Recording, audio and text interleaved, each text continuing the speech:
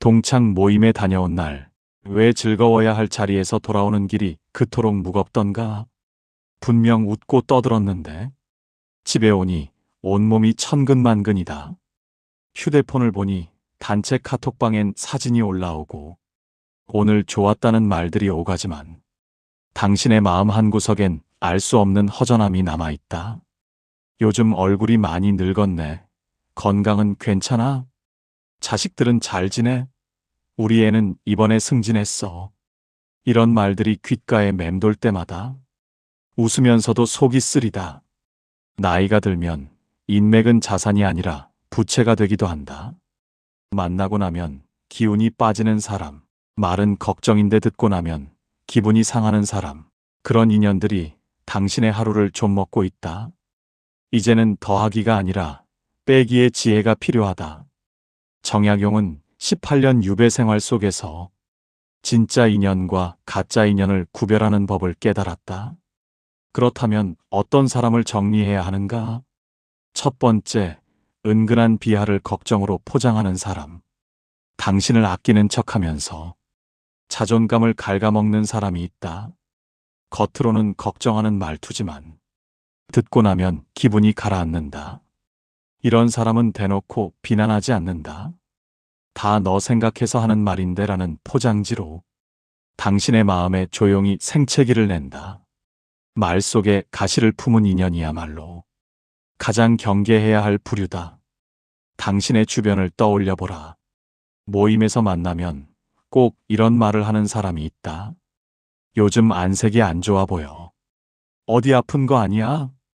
당신이 괜찮다고 해도 그래도 나이가 있으니까 검사 한번 받아봐라며 걱정을 멈추지 않는다. 또 이런 경우도 있다. 그 옷 색깔이 좀 화려한 것 같은데 나이 생각해서 차분하게 입지 그래. 당신이 좋아서 입은 옷인데. 듣고 나니 거울 앞에 서기가 싫어진다. 자식 이야기가 나오면 더 교묘해진다.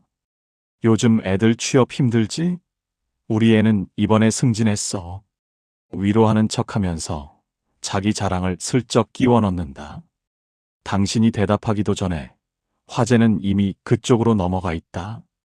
이런 일들이 반복되면 모임 전날부터 마음이 무거워진다. 가야 하나 말아야 하나 고민하다가 억지로 나가고 돌아와서는 후회한다. 이것이 바로 걱정을 가장한 비하의 독이다. 내가 아는 한 분이 있다.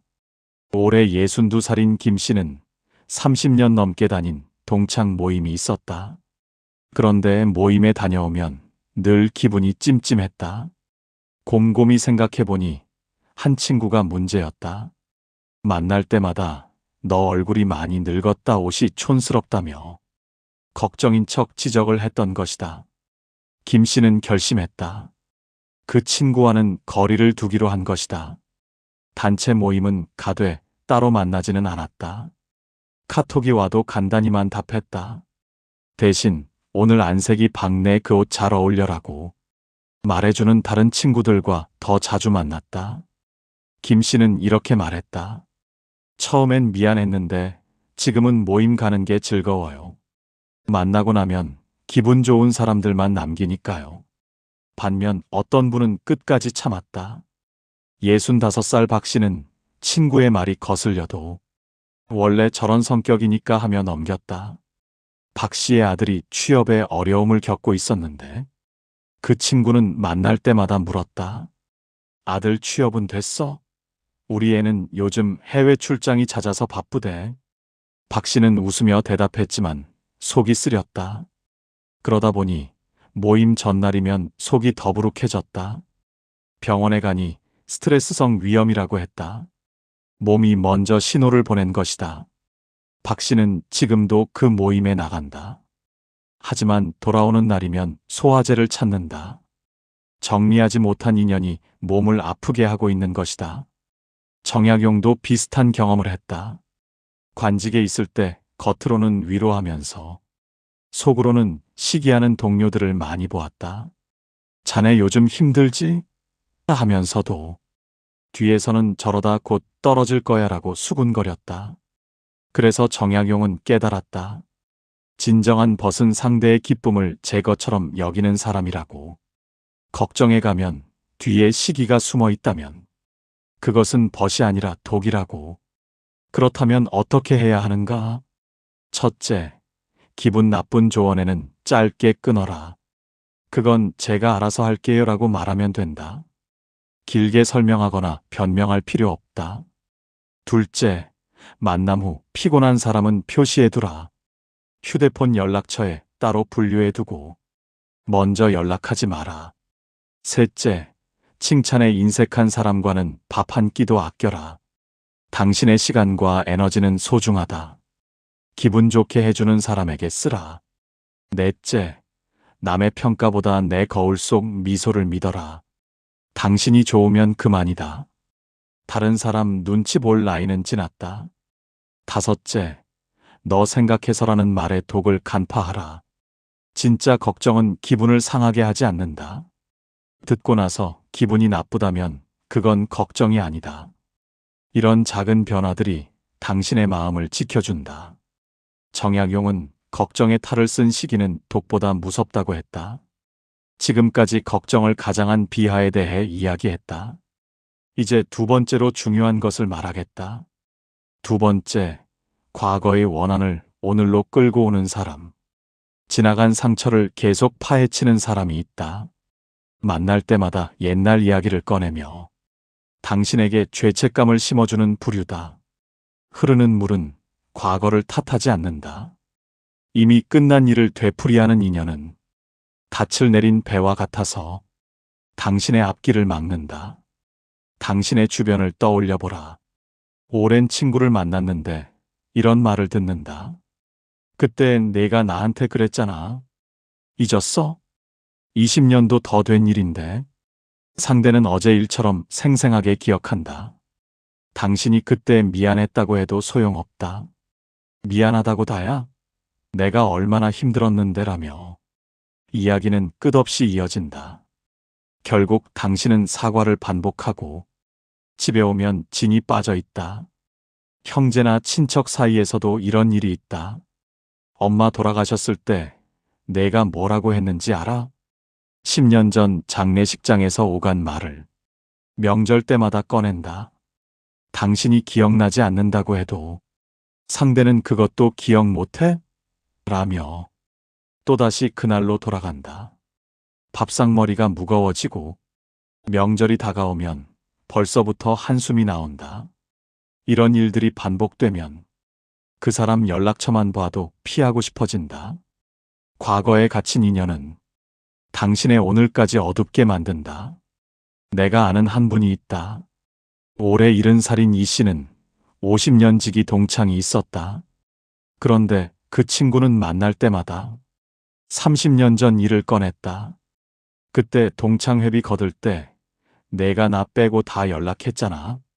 이 씨는 기억도 나지 않는 일이었다. 그런 적 없는 것 같은데 라고 해도 친구는 내가 잊은 거야. 나는 생생해라며 물러서지 않았다. 이 씨는 결심했다. 어느 날 점심을 먹으며 조용히 말했다. 그 이야기는 이제 그만하자. 우리에겐 오늘이 더 중요해. 친구는 서운해하며 넌 왜 맨날 피하냐고 했다. 하지만 이 씨는 흔들리지 않았다. 과거 이야기 아니면 언제든 만나자고 선을 그었다. 결국 그 친구와는 자연스럽게 멀어졌다. 이 씨는 대신 등산 동호회에서 새 친구들을 사귀었다. 지금은 일주일에 2번 산에 가며 웃을 일이 훨씬 많아졌다. 이 씨는 이렇게 말했다. 50년 정이 아깝긴 했어요. 근데 만나고 나면 우울했거든요. 지금 친구들은 만나면 기분이 좋아요. 그게 다른 거죠. 반면 어떤 분은 정 때문에 놓지 못했다. 68살 최 씨는 사촌 형이 있었다. 어릴 때부터 가깝게 지낸 사이였다. 그런데 그 형은 만날 때마다 아버지 제사 때 있었던 일을 꺼냈다. 그때 큰 집에서 내가 한 말 때문에 내가 얼마나 창피했는지 알아? 15년 전 일이었다. 최 씨는 형, 그때 내가 잘못했다고 몇 번이나 사과했다. 하지만 명절마다 제사마다 같은 이야기가 반복됐다.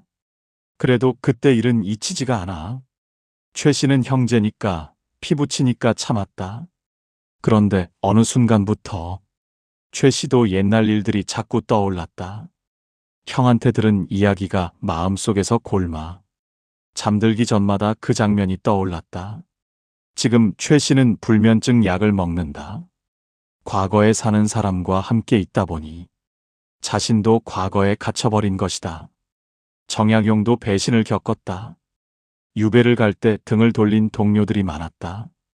어제까지 벗이라 부르던 이들이 하루아침에 모른 척했다. 하지만 정약용은 그들을 원망하며 살지 않았다. 용서하기보다는 망각을 택했다. 마음의 방을 청소하지 않으면 새 지혜가 들어올 곳이 없다고 생각했기 때문이다. 그래서 유배지에서 500권이 넘는 책을 썼다. 과거를 붙들었다면 불가능한 일이었다. 그렇다면 어떻게 해야 하는가? 첫째, 과거 이야기를 3번 이상 반복하는 인연은 정리하라. 한두 번은 들어줄 수 있다. 하지만 3번째부터는 의도가 있는 것이다. 둘째, 죄책감을 자극하는 대화에는 침묵으로 응수하라. 미안하다를 반복할수록 상대는 더 요구한다. 한 번 사과했으면 충분하다. 셋째, 그때 내가로 시작하는 말에는 끊어라. 그 이야기는 이미 했잖아라고 짧게 선을 그으면 된다. 넷째, 현재의 즐거움을 나눌 인연에게만 시간을 써라. 오늘 뭘 먹었는지, 요즘 뭐가 재미있는지 그런 이야기를 나눌 사람이 진짜 벗이다. 다섯째, 상처를 전시하는 사람의 관객이 되지 마라. 들어준다고 해결되지 않는다. 당신의 에너지만 빠져나갈 뿐이다. 이런 변화들이 당신의 오늘을 지켜준다. 정약용은 과거에 사는 자와 함께 늙지 말라고 했다. 걱정을 가장한 비하와 과거에 갇힌 인연을 정리하면 이미 마음이 한결 가벼워질 것이다. 하지만 여기서 멈추지 마라. 당신의 새로운 시작을 꺾어버리는 사람이 있다. 세 번째, 내가 해봐서 아는데라며 초치는 사람. 당신의 열정에 찬물을 끼얹는 부류다. 예순이 넘어도 사람은 자란다. 새로운 것을 배우고 싶고 도전하고 싶은 마음이 생긴다. 그런데 주변에서 그 나이에 뭘 더 해? 라며 시작도 전에 주저앉히는 사람들이 있다. 당신의 주변을 떠올려보라. 은퇴 후 뭔가 배워볼까 했더니 친구가 이렇게 말한다. 그거 해서 어디 쓰게? 그냥 쉬어. 당신이 재미있을 것 같아서라고 해도 처음만 그래. 금방 질려라며 고개를 젓는다. 스마트폰 사용법을 배우고 싶다고 했더니 우리 나이에 그거 배워서 뭐 하게? 라고 한다. 유튜브 보는 법을 익히고 싶다고 했더니 애들이나 하는 거지 창피하게라며 핀잔을 준다. 운동을 시작하려고 해도 마찬가지다. 무릎 안 좋은 사람이 무슨 등산이야? 집에서 가만히 있어. 당신의 의욕은 말 한마디에 꺼져버린다. 이런 일들이 반복되면 뭘 해보려는 마음 자체가 사라진다. 그래, 이 나이에 뭘이라며 스스로를 가두게 된다. 이것이 바로 냉소의 독이다. 내가 아는 한 분이 있다. 올해 64살인 박 씨는 평생 회사원으로 살았다. 은퇴 후 시간이 남아 요리를 배워보기로 했다. 주변 반응은 싸늘했다. 남자가 무슨 요리야? 집에서 밥이나 차려 먹지. 학원비가 얼만데 그 돈으로 맛집이나 가. 동창 모임에서도 비슷한 말을 들었다. 하지만 박 씨는 흔들리지 않았다. 비웃는 친구들과는 거리를 두고 재미있겠다, 배우면 나도 알려줘라고 말하는 소수의 사람들과만 어울렸다. 6개월을 꾸준히 배웠다. 처음엔 칼질도 서툴렀지만 지금은 제법 요리를 한다. 박 씨는 이렇게 말했다. 요즘은 경로당 행사 때 음식 만들어 가요. 다들 맛있다고 하니까 뿌듯하죠. 그때 친구들 말 들었으면 지금 뭐 하고 있을까요? 반면 어떤 분은 시작도 못했다. 67살 최 씨는 영어 회화를 배우고 싶었다. 손주가 외국에 살아서 영어로 대화할 수 있으면 좋겠다고 생각했다. 그런데 친구에게 말했더니 이런 반응이 왔다. 이 나이에 영어? 발음도 안 될 텐데 관도. 젊어서도 안 됐는데 지금은 더 안 되지. 최 씨는 웃으며 넘겼지만 마음 한구석이 무너졌다. 결국 학원 등록을 하지 않았다. 그래, 내가 뭘이라며 포기했다. 1년이 지났다.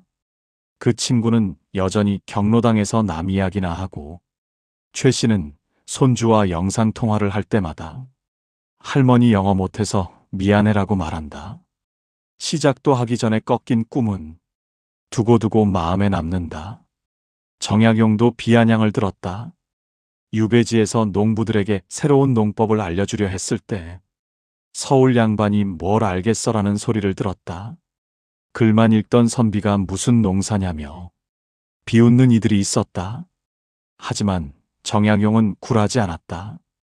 직접 땅을 일구고 결과로 보여줬다. 편견에 갇힌 사람과는 논쟁하지 않고 묵묵히 해낸 것이다.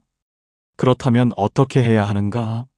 첫째, 새로운 목표는 결과가 나오기 전까지 숨겨라. 말하는 순간 부정적 말을 듣게 된다. 조용히 시작하고 나중에 보여주면 된다. 둘째, 부정적 반응에는 짧게 끊어라. 내가 즐거워서 하는 거야. 이 한마디면 충분하다. 셋째, 나이보다 열정을 보는 사람을 곁에 둬라. 해봐, 잘 될 거야 라고 말하는 사람이 진짜 당신 편이다. 넷째, 안 된다보다 어떻게 하면 될까를 묻는 곳으로 가라. 배움에는 나이가 없다. 그걸 아는 모임을 찾아라. 다섯째, 비웃는 자의 조언은 귀에 담지 마라. 그들은 자신이 못하니까 당신도 못하길 바라는 것이다. 이런 변화들이 당신의 열정을 지켜준다.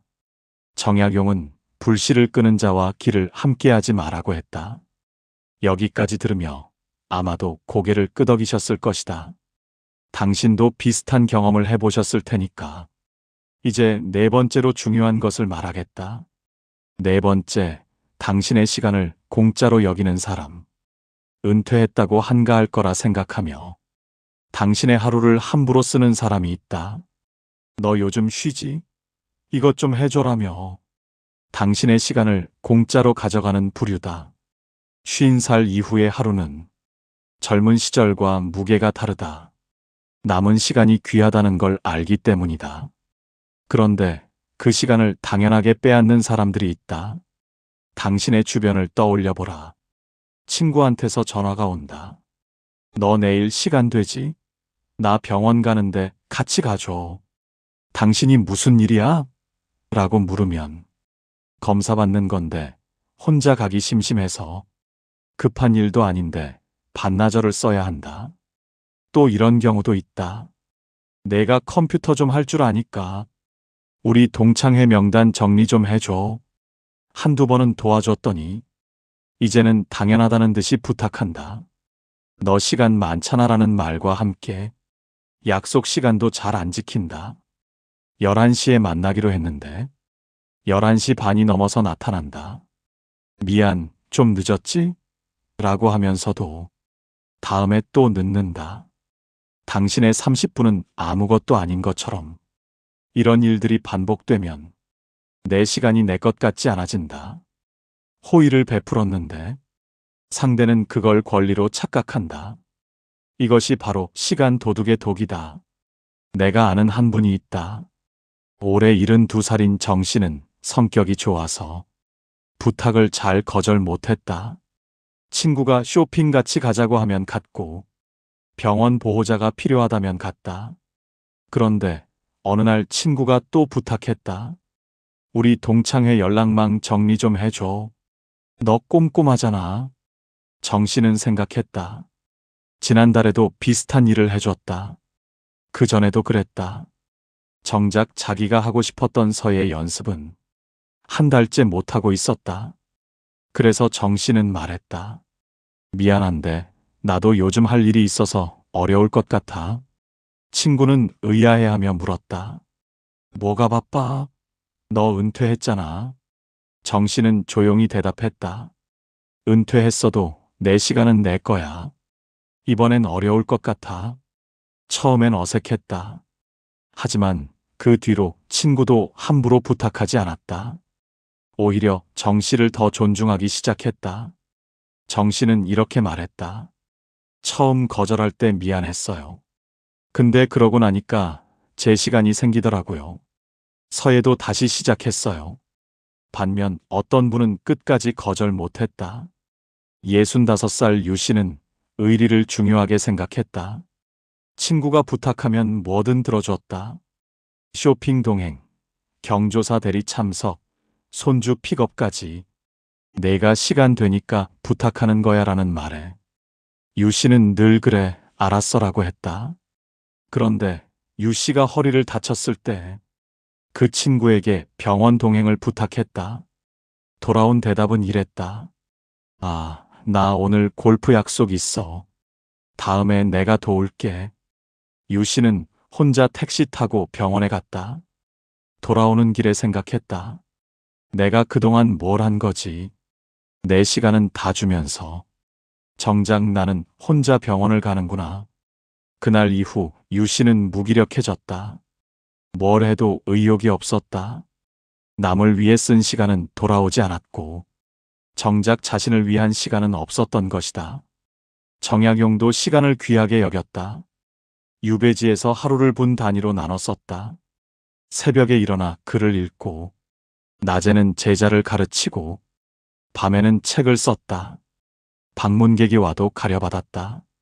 쓸데없는 잡담으로 시간을 보내는 이에게는 정중히 돌아가시라고 했다. 스스로를 귀하게 여기지 않으면 타인도 나를 함부로 대한다는 것을 알았기 때문이다.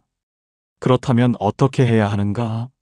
첫째, 하루 1시간은 반드시 나만의 시간으로 지켜라.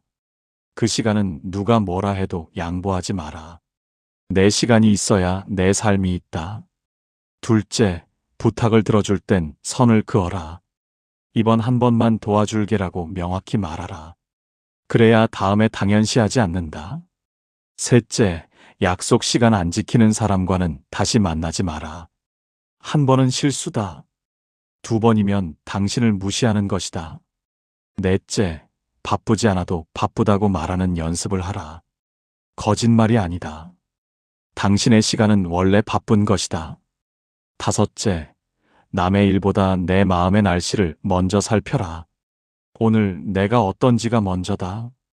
남의 부탁은 그 다음이다. 이런 변화들이 당신의 시간을 되찾아준다. 정약용은 내 시간을 아끼는 자만이 삶의 주인이 된다고 했다. 지금까지 4가지 유형을 이야기했다. 비하하는 사람, 과거에 사는 사람, 열정을 꺾는 사람, 시간을 빼앗는 사람. 이제 5번째를 말하겠다. 5번째, 불평을 쓰레기처럼 투척하는 사람. 만나기만 하면 불평을 쏟아내는 사람이 있다. 당신을 감정의 쓰레기통으로 여기며 부정적인 말을 끝없이 투척하는 부류다. 이런 사람 곁에 있으면 당신의 마음도 회색빛으로 물든다. 들어줬는데도 고맙다는 말 한마디 없고 다음에 만나면 또 같은 이야기를 반복한다. 당신의 주변을 떠올려 보라. 전화가 오면 한숨부터 시작하는 사람이 있다. 아휴, 요즘 며느리 때문에 미치겠어. 당신이 무슨 일인데? 라고 물으면 30분이고 1시간이고 이야기가 끝나지 않는다. 당신이 그래도 좋은 점도 있잖아 라고 하면 내가 몰라서 그래. 내 속을 내가 알아? 라며 오히려 화를 낸다. 위로해줘도 소용없다. 그들은 해결을 원하는 게 아니기 때문이다. 경로당에서도 이런 분이 있다. 앉기만 하면 세상 욕을 한다. 요즘 세상은 글러먹었어. 젊은 것들은 버릇이 없어. 정부는 뭘 하는지 모르겠어. 옆에서 듣고 있으면 내 기분까지 축축하게 가라앉는다. 말 한마디 안 했는데 집에 오면 온몸이 무겁다. 이런 일들이 반복되면 그 사람 이름만 봐도 피하고 싶어진다. 하지만 정 때문에 불쌍해서 계속 들어준다. 이것이 바로 감정 도둑의 독이다. 내가 아는 한 분이 있다. 올해 63살인 조 씨에게는 동생이 있었다. 동생은 전화만 하면 신세 한탄이었다. 언니, 나 요즘 너무 힘들어. 남편이 나한테 관심이 없어. 시어머니는 맨날 잔소리야. 처음에는 조 씨도 열심히 들어줬다. 그래, 힘들겠다, 내 마음 이해해라며. 1시간씩 통화했다. 그런데 이상한 일이 생겼다. 동생은 전화 끊고 나면 시원해하는데 조 씨는 머리가 지끈거렸다. 밤에 잠도 잘 안 왔다. 동생의 부정적인 감정이 옮아온 것이다. 조 씨는 결심했다. 어느 날 동생이 또 전화해서 한탄을 시작하자 조용히 말했다. 동생아, 언니가 요즘 혈압이 좀 높아서 부정적인 이야기는 듣기가 힘들어. 좋은 이야기 있으면 그때 전화해. 동생은 서운해했다. 언니가 왜 그래? 내 편은 언니밖에 없는데. 하지만 조 씨는 흔들리지 않았다. 내 힘든 건 알아. 근데 언니 건강도 중요해. 그 뒤로 동생의 전화가 줄었다. 처음엔 미안했지만 조 씨의 두통도 사라졌다. 잠도 잘 오기 시작했다. 조 씨는 이렇게 말했다. 피부치니까 다 받아줘야 한다고 생각했어요. 근데 내 건강이 먼저더라고요. 지금은 동생도 긍정적인 이야기 위주로 해요. 반면 어떤 분은 끝까지 들어줬다. 69살 강 씨는 경로당의 좋은 청취자였다. 누가 뭐라고 하든 그래, 그래 하며 다 들어줬다. 한 분이 특히 불평이 많았다. 앉으면 2시간이고 3시간이고 며느리 욕, 아들 욕, 세상 욕을 했다. 강 씨는 묵묵히 들었다. 내가 안 들어주면 누가 들어주나 싶어서. 그런데 이상한 일이 생겼다. 강 씨가 집에 오면 이유 없이 짜증이 났다. 남편이 뭐라고 하면 버럭 화를 냈다. 손주가 놀러와도 반갑지가 않았다. 경로당에서 들은 부정적인 말들이 강 씨의 마음속에 쌓인 것이다. 남의 감정을 다 받아주다 보니 정작 가족에게 줄 따뜻함이 바닥난 것이다. 강 씨의 남편은 요즘 이렇게 말한다. 경로당 다녀오면 사람이 달라져. 강 씨는 알면서도 끊지 못한다. 내가 안 들어주면 저 사람이 불쌍해서라며. 정약용은 제자들에게 가르쳤다. 원망하는 말을 입에 담지 말라고. 불평은 제 몸을 태우는 불길과 같다고. 그래서 정약용은 유배지에서도 감사할 거리를 찾아 기록했다. 오늘 해가 떴다는 것, 밥을 먹을 수 있다는 것, 글을 쓸 수 있다는 것. 극한 상황에서도 긍정을 선택한 것이다. 그렇다면 어떻게 해야 하는가? 첫째, 부정적 이야기가 시작되면 화제를 돌려라. 그건 그렇고 요즘 뭐 재미있는 일 없어? 자연스럽게 방향을 바꾸면 된다. 둘째, 감정 소모가 큰 전화는 10분 안에 끊어라. 미안, 나 지금 나가봐야 해. 핑계를 대서라도 시간을 제한하라. 셋째, 밝은 이야기를 나누는 모임 비중을 늘려라. 웃음이 있는 자리에 더 자주 가라. 에너지는 전염된다. 넷째, 상대의 감정은 상대의 것임을 기억하라. 당신이 다 해결해 줄 수 없다. 거리를 두는 것도 배려다. 다섯째, 다 들어줄게라는 착한 사람 병을 버려라. 당신은 상담사가 아니다. 내 마음을 지키는 게 먼저다. 이런 변화들이 당신의 마음을 맑게 해준다. 정약용은 남의 불평 대신 나를 위한 노래를 불러라고 했다. 이제 마지막 6번째다. 지금까지 5가지 유형을 이야기했는데 이번 것이 가장 씁쓸할 수 있다. 6번째, 이익에 따라 얼굴을 바꾸는 사람. 당신의 형편에 따라 태도가 달라지는 사람이 있다. 직장 다닐 때와 은퇴한 후가 다르고 자식이 잘 될 때와 어려울 때가 다르다. 이런 사람은 당신이 아니라 당신의 쓸모를 보고 있는 것이다. 사람의 진심은 내가 낮아졌을 때 드러난다. 높은 자리에 있을 때는 누구나 친절하다. 하지만 내려왔을 때도 똑같은 사람이 진짜 인연이다. 당신의 주변을 떠올려 보라. 현직에 있을 때는 자주 연락하던 후배가 있다. 형님, 식사 한번 하시죠. 선배님, 요즘 어떠세요? 그런데 은퇴하고 나니 연락이 뚝 끊겼다. 명절에 문자 한 통 없다. 당신이 먼저 연락하면 아, 네. 요즘 바빠서요라며 통화를 빨리 끊으려 한다. 친척들 사이에서도 느껴진다. 당신 자식이 좋은 직장에 다닐 때는 조카가 대단하다 역시 내 자식이야라며 명절마다 칭찬이 넘쳤다. 그런데 자식이 잠시 어려움을 겪으니 요즘 젊은 애들 힘들지 하면서도 눈빛이 달라졌다. 예전처럼 자식 이야기를 묻지 않는다. 슬쩍 피하는 게 느껴진다. 모임에서도 마찬가지다. 이번에 땅 팔았다며? 얼마 받았어? 당신의 재산 상황을 은근히 떠본다. 대답에 따라 대하는 태도가 미묘하게 달라진다. 이런 일들이 반복되면 사람을 믿기가 어려워진다. 나를 좋아하는 건지, 내 조건을 좋아하는 건지, 이것이 바로 계산하는 인연의 독이다. 내가 아는 한 분이 있다. 올해 71살인 한 씨는 큰 회사 임원 출신이었다. 현직 때는 연말이면 선물이 쌓였다. 후배들 연락도 끊이지 않았다. 은퇴하고 3년이 지났다. 선물은커녕 안부 전화도 드물어졌다. 한 씨는 처음엔 서운했다. 내가 뭘 잘못했나 싶기도 했다. 하지만 한 씨는 생각을 바꿨다. 이 기회에 진짜 인연을 알게 됐다고. 연락이 끊긴 사람은 원래 인연이 아니었던 것이고, 지금도 변함없이 연락하는 몇 사람이 진짜 내 사람이라고. 한 씨는 그 소수의 사람들에게 집중했다. 한 달에 한 번 점심을 같이 먹고, 명절엔 직접 전화를 했다. 숫자는 줄었지만 마음은 더 따뜻해졌다. 한 씨는 이렇게 말했다. 현직 때는 몰랐어요. 은퇴하고 나니까 누가 진짜인지 보이더라고요. 지금 남은 사람들이 진짜 내 사람이에요. 반면 어떤 분은 계속 매달렸다. 66살 문 씨도 은퇴 후 연락이 줄었다. 하지만 문 씨는 놓지 못했다. 예전에 친하게 지내던 후배에게 먼저 연락하고 밥을 샀다.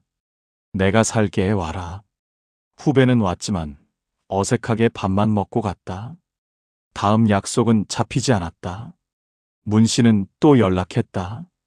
요즘 골프 치러 가는데 같이 가자. 후배는 시간 나면요라고만 했다. 그 시간은 끝내 나지 않았다. 문 씨는 아직도 그 후배 연락을 기다린다. 원래 바쁜 애야. 연락 올 거야 라면서. 하지만 마음 한구석에선 알고 있다. 그 연락은 오지 않을 거라는 걸. 매달릴수록 자존심만 상한다. 떠나는 사람은 붙잡아도 소용없다. 그 시간에 남아있는 사람을 챙기는 게 낫다. 정약용도 이런 경험을 했다. 높은 관직에 있을 때는 찾아오는 이가 많았다.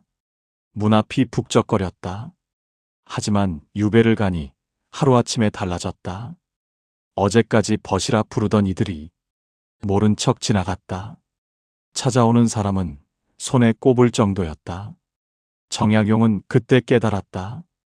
낮아진 자리에서도 곁을 지키는 사람이 진짜 인연이라고. 그래서 유배지에서 만난 소수의 벗들과 더 깊은 우정을 나눴다.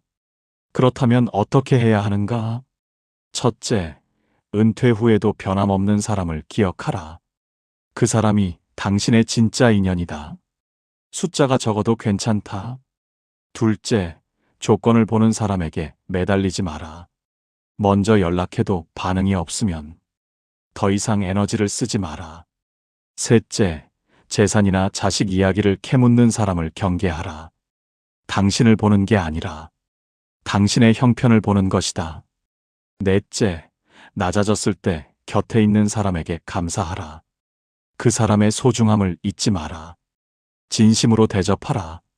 다섯째, 쓸모가 아닌 존재로 나를 대하는 사람만 남겨라. 내가 있어서 좋다고 말하는 사람. 그 한마디가 진짜다. 이런 변화들이 당신의 인연을 정리해준다. 정약용은 낮은 곳에서 만난 벗이 참된 벗이다라고 했다. 이제 당신은 정리해야 할 인연이 무엇인지 알게 되었다. 첫째, 걱정으로 포장된 비하. 둘째, 과거를 끌고 오는 원한. 셋째, 열정을 꺾는 냉소. 넷째, 시간을 빼앗는 도둑. 다섯째, 감정을 투척하는 불평. 여섯째, 조건에 따라 바뀌는 태도. 이 6가지만 정리해도 당신의 하루는 달라질 것이다. 지난 세월 당신은 정말 수고했다. 가족을 위해 자신을 뒤로 미루고, 관계를 위해 참을 것을 참으며, 정 때문에 놓지 못한 인연을 붙들고 살았다. 하지만 이제는 달라져도 된다. 남은 시간은 당신을 위해 써도 된다. 만나면 기분 좋은 사람, 당신을 있는 그대로 좋아하는 사람, 그런 인연만 남겨도 충분하다. 당신은 더 이상 모든 관계를 감당해야 하는 사람이 아니다. 당신은 스스로를 지킬 권리가 있는 사람이다. 정약용은 18년 유배 속에서도 진짜 인연을 곁에 두고 버텼다. 그는 스스로를 아끼지 않으면 천하 누구도 나를 아끼지 않는다고 했다. 인연을 정리하는 것은 외로워지는 것이 아니다. 당신의 삶을 고귀하게 만드는 일이다. 오늘부터 시작하라. 오늘의 이야기는 여기까지입니다. 저희 정약용 인생 지침은 앞으로도 당신의 삶에 빛이 되는 소중한 한마디를 전해드리겠습니다. 구독과 좋아요로 마음을 나눠주시고, 어느 지역에서 들으셨는지 댓글 남겨주시면 한 분 한 분 인사드리겠습니다.